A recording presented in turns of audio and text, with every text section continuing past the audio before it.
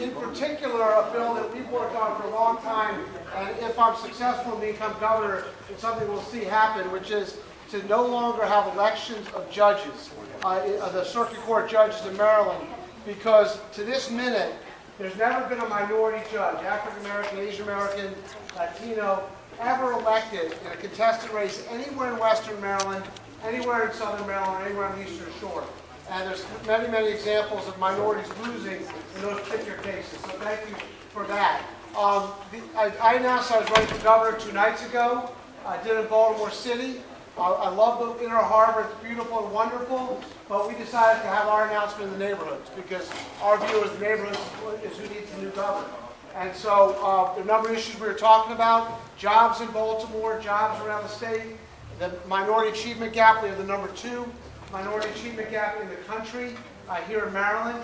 And so while some of the schools are very, very good, other schools are in a position where you wouldn't send your worst enemy's child to them.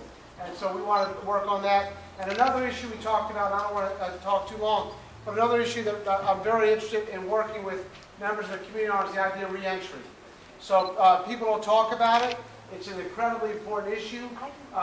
Today, as we stand here, we have 23,000 plus people locked up behind bars in the state of Maryland, and another 144,000 folks who are in the system.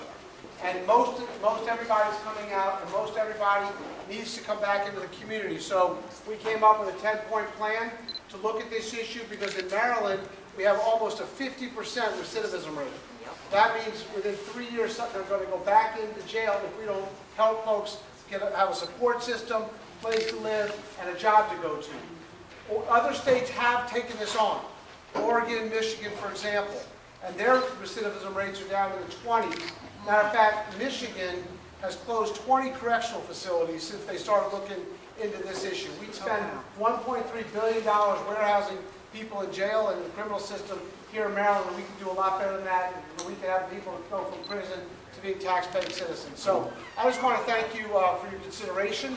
We got a lot of work to do. I was up at 5 o'clock this morning on my way out to Cumberland. We've been to, we're still doing a statewide deal. We're hitting 17 different places. We end next week on the Eastern Shore. Then we're going to come back and roll out our plan for minority achievement gap, what we're going to do to address that, what I consider to be the moral state of our state.